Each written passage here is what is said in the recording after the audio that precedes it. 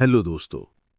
मैं आपका स्वागत करता हूं एक ऐसी आंतरिक यात्रा पर जहां ज्ञान किताबों से नहीं बल्कि अनुभवों से जन्म लेता है, जहां सत्य शब्दों में नहीं बल्कि मौन में मिलता है, जहां खोज बाहर की दुनिया में नहीं बल्कि अपनी ही धड़कनों की गहराई में छिपी मिलती है।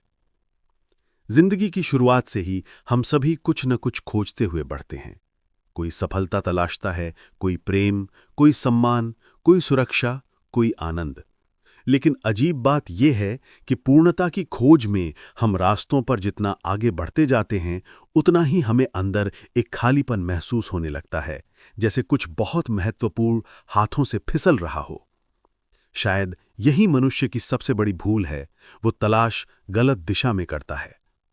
हम में से हर व्यक्ति बाहरी उपलब्धियों को जीत लेना चाहता है, डिग्रियों को, पैसों को, नाम और शोहरत को, रिश्तों को, शरीर की सुंदरता को और समाज द्वारा बनाई हुई पहचान को। लेकिन जितना हम इन चीजों को पकड़कर सुरक्षित रखने की कोशिश करते हैं, उतना ही मन बेचैन और थका हुआ होता जाता है। ये जीवन एक अजीब भटकाव की तरह बन जाता है, जहां हम जीतते बहुत कुछ हैं लेकिन महसूस कुछ नहीं कर पाते। जैसे प्यासी चिड़िया समंदर में उतरकर पानी पीने की कोशिश करे, हम भी उसी प्रकार दुनिया में शांति ढूंढते हैं। सच्चाई बड़ी सरल है।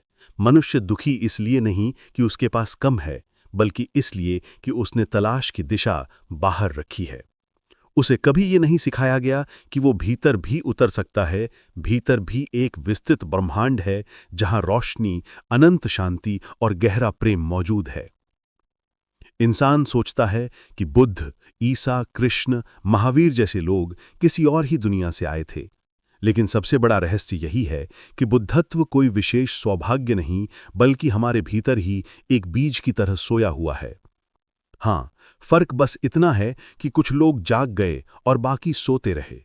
जैसे बीज को एक दिन मिट्टी फाड़कर धरती की सतह को पार कर रोशनी तक पहुंच जाना होता है, उसी तरह इंसान को भी अपने भीतर की कठोर मानसिक परतों को तोड़कर अपने वास्तविक स्वरूप तक पहुंचना होता है।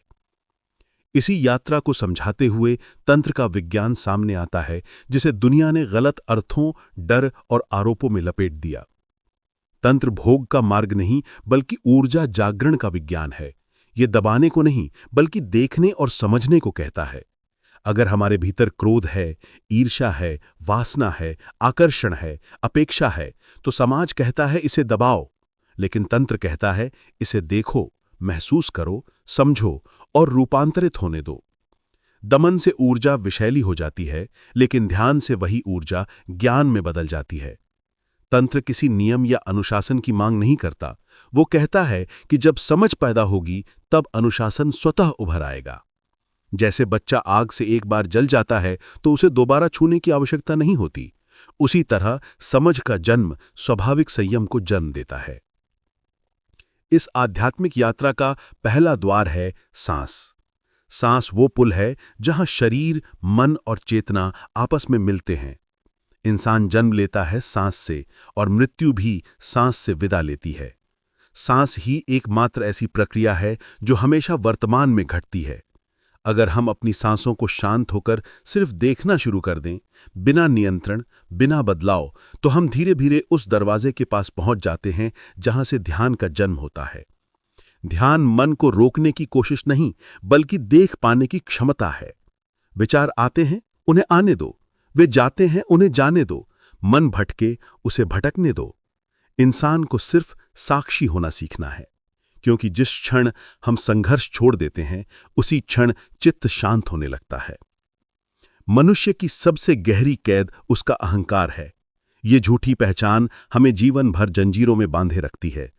अहंकार कहता है मैं, लेकिन सत्य कहता है मैं नहीं, मैं के परे जो हूं वही असली हूं।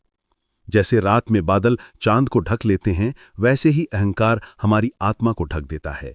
और जब ये पर्दा हट जाता है तो जीवन का भार गायब हो जाता है, व्यक्ति हल्का हो जाता है, सहज हो जाता है। प्रेम का भी असली अर्थ दुनिया भूल गई है। प्रेम स्वतंत्रता है, स्वामित्व नहीं। प्रेम दो आत्माओं के बीच एक सुगंध की तरह बहता है, न कोई शर्त, न कोई समझौता, न कोई सौदा। अगर प्रेम कहता है तुम मेरे हो, तो वो प्रेम नहीं, स्वामित्व है। प्रेम कहता है, तुम जहां भी रहो, जैसे भी रहो, मैं तुम्हें आशीष बन के छूना चाहता हूं।